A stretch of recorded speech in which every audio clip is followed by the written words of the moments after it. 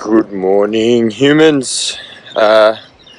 Gastricut here. I'm doing Facebook Live, 7 Habits of Healthy People.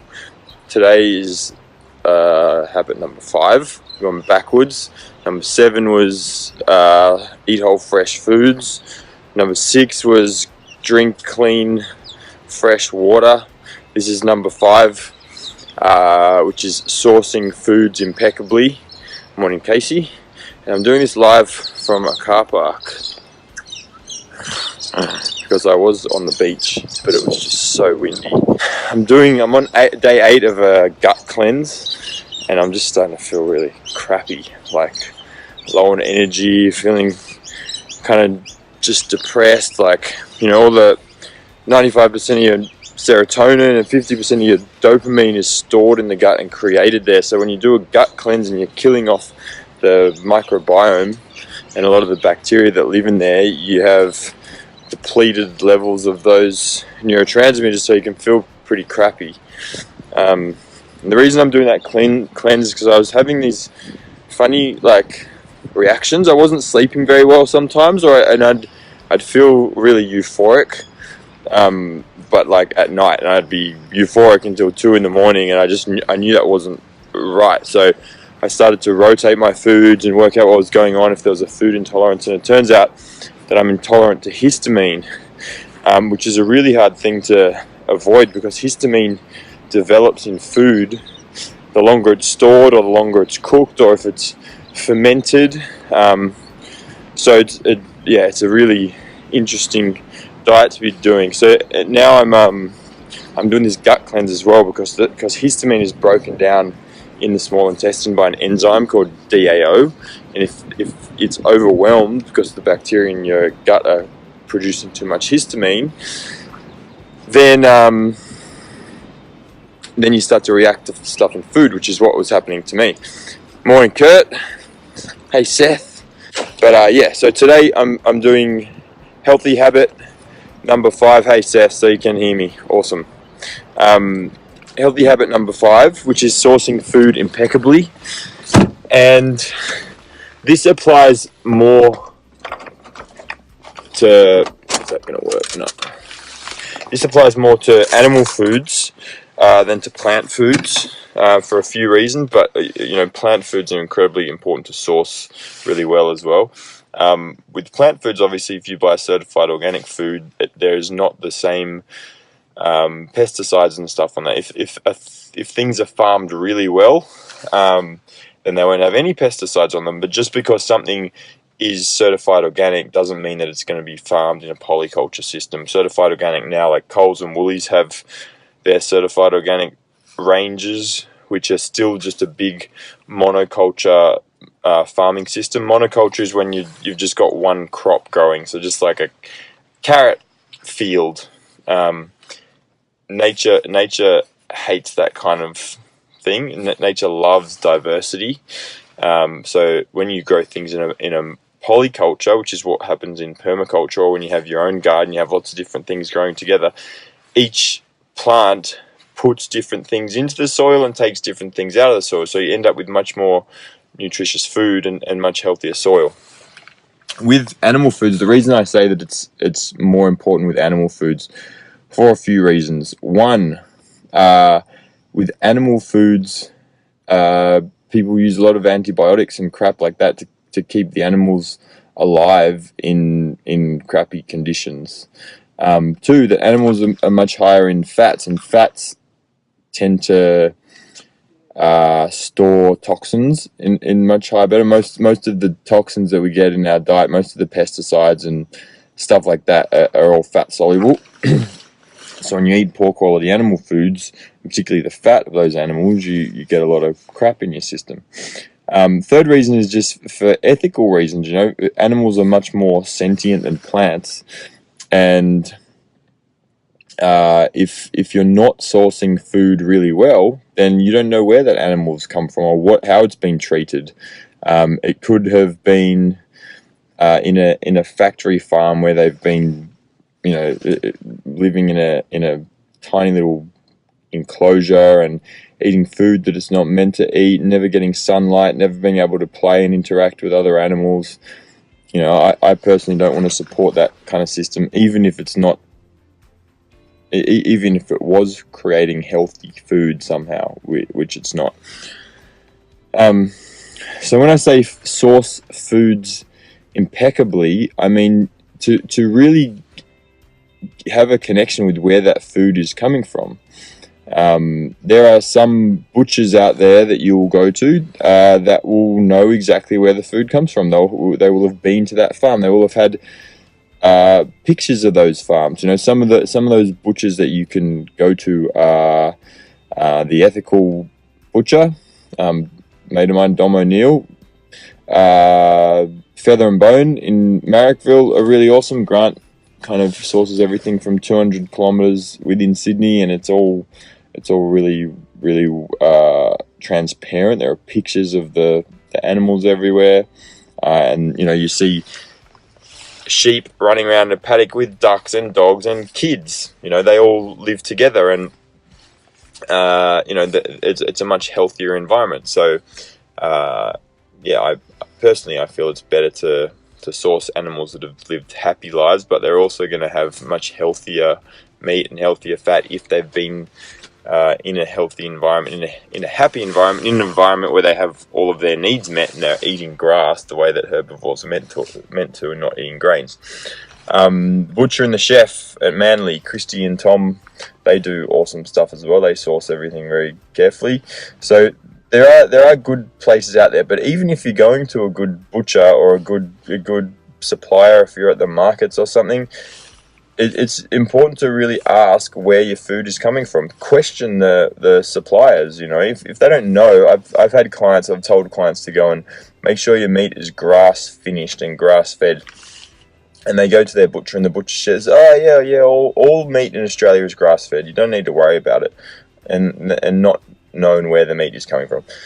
For me, that's not transparent. That's a load of crap, actually, because while we drive around, we see cattle all around the countryside here. Farmers will get a better price selling it to feedlots, who then fatten it up and then sell it to butchers, because they can fatten them up on cheap grain and make more money from the meat. So it's important to really question where your food comes from. I kind of got experience for this a few years ago when I was working with Origin of Energy, and we used to go to different farms and have a look at stuff. We went to a few free range chicken farms. Some of them were really good. One of them was like 100-meter by 20-meter long barn with 10,000 birds in there. They were literally like wing to wing. They weren't in cages, so it was free range. They had doors going outside, which legally allowed them to call it free range, and the doors led out to 100-meter by 5-meter concrete strip. There wasn't one bird out there.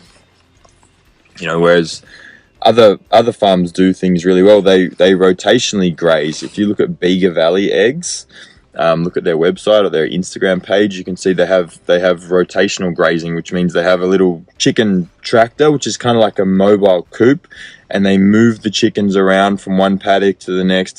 So they're always on fresh soil, getting fresh bugs from the ground, eating fresh grass. They're going to produce a much healthier egg. You can't necessarily just trust when something says free range, when chickens say free range on them. I don't know if people are aware of this, but what happened a couple of years ago was there was groups like change.org and Avaz who are doing really good work to support healthy, happy animal farming and stuff, and they put a lot of pressure on McDonald's and Burger King to get rid of their caged eggs and to only use free-ranged eggs, because those two companies use just hundreds of thousands of eggs, and it makes up for a large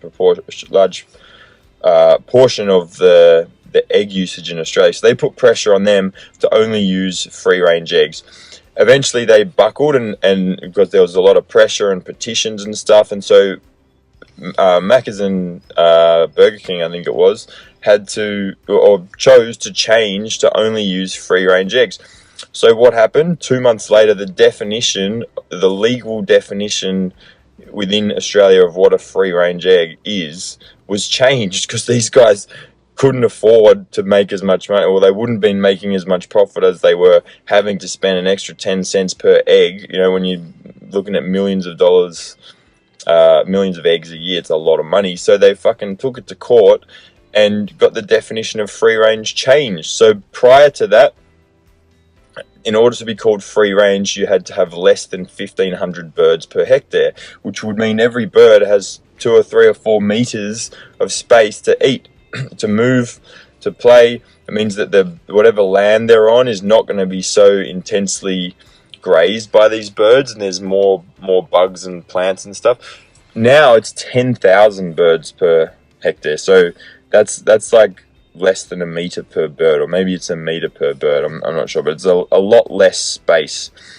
So now you'll see a lot of the free range eggs will say the stocking density, and they'll say 1,500 birds per acre, or 100, or some of them are as low as 40. Hey Hales, hey Tara, hey Yannicka, g'day everybody, thanks for joining me.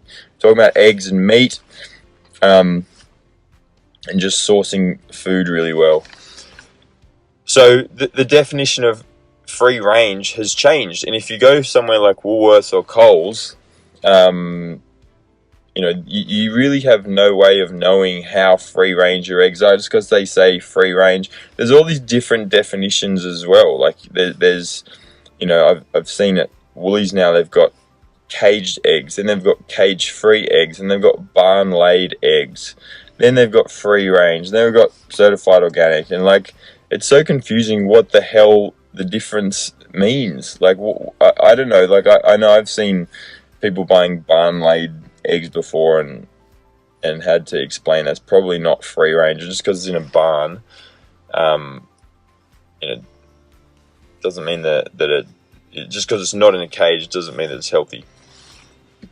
What else? Sourcing food. I'm gonna do some eggy wigs. I'm gonna do some different lives on specific things. I'm gonna do one just on eggs specifically, and show you guys how to tell if an egg is healthy and what is the difference, because there is a very big difference nutritionally from a healthy egg, and the structural integrity of that egg is going to make a difference to your own tissues when you consume it, compared to an egg that's from a chicken that's raised in a cage and just fed corn.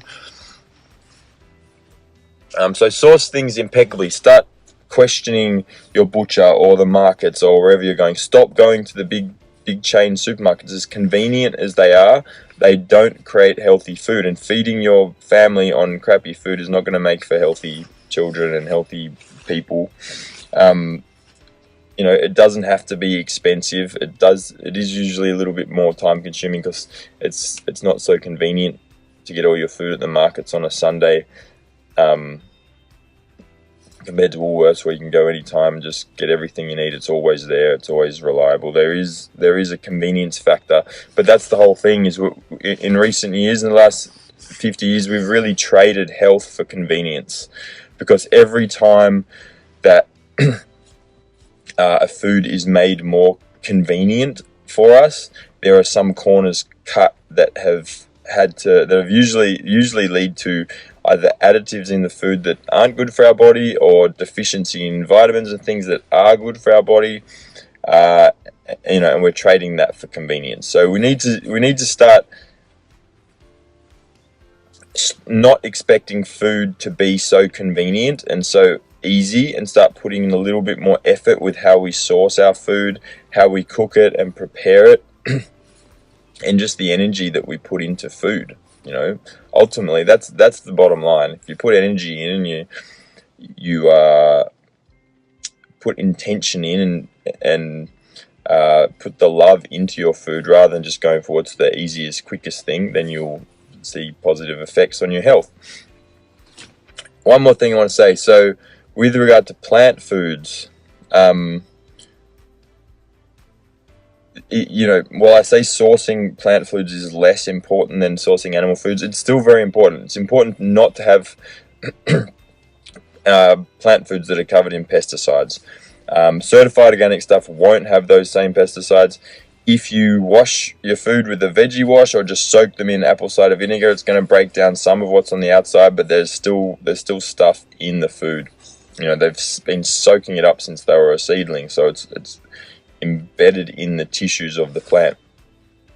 But most of those toxins are water soluble and easier to get rid of. But there are also things in those plant foods like glyphosate, which has been recently proven to be carcinogenic. And glyphosate is on just about every non-organic food, plant food that there is. So it's still very important to avoid glyphosate and things like that. You can do this if certified organic food is, while absolutely worth it, it is it's more expensive. There is also, if you Google search EWG, which is the Environmental Workers Group, and they've got two lists: the Clean 15 and the Dirty Dozen. The Dirty Dozen, the 12, they redo it every year. The 12 foods that have the most pesticides and herbicides and stuff like that on them, and they're usually things like strawberries and red apples and celery and things like that. Red capsicum are usually on there. Those things it's really important that if you're eating those foods, to eat them from a certified organic source, or from a source, if you go to the markets, there's often people growing food, selling food that they've grown, and it won't be certified organic because the certification is too expensive, but they're selling it quite cheap as well. There's also the EWG has a Clean 15 group, which are the 15 plants or the 15 vegetable foods and fruits that have the least sprays on them. So that's things like grapefruits and avocado are usually on there, and papaya, and a few other things. But those foods, they don't really need to use much pesticides and herbicides and sprays on them anyway. So if you're going to eat foods that are non-organic, from plant foods that are non-organic, get those Clean 15 foods. I think that's all I wanted to say. Thank you guys. I'm going to try and keep this one brief Monday mornings. So that's all from me. Have an awesome week. And yeah, remember to source food impeccably. Ciao.